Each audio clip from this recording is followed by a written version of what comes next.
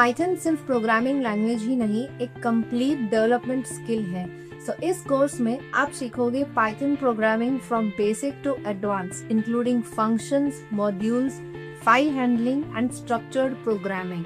Next level पर आप master करोगे in object oriented programming, that is OOP, to build scalable applications.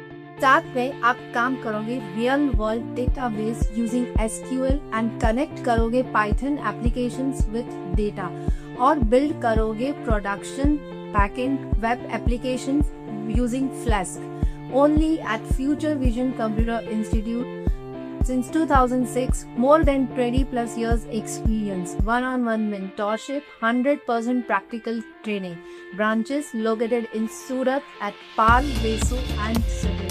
All the students out there, Python सिर्फ basic से नहीं, professional level तक सीखो।